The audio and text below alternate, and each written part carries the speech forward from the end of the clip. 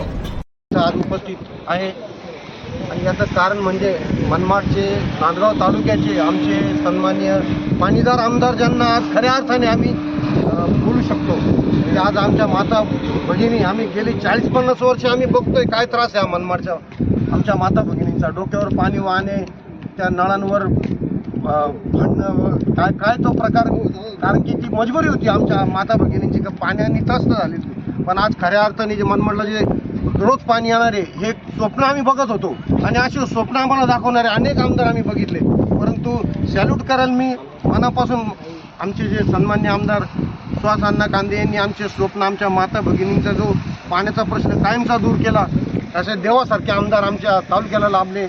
त्याबद्दल मी सर्वांचे पदाधिकाऱ्यांचे, जिल्हा प्रमुख सर्वांचे मी आभार मानतो आणि आपले स्वप्न पूर्ण झाले हे मी ह्या ठिकाणी आम्ही याची आज साक्ष म्हणून आम्ही आज उभे आहे. यात 100% अण्णासाहेब यांचा कष्टाचा प्रत्येक गोष्टीचा वाटा आहे. धन्यवाद आमदार साहेब, सर्व कमिटीचे धन्यवाद, पदाधिकारी.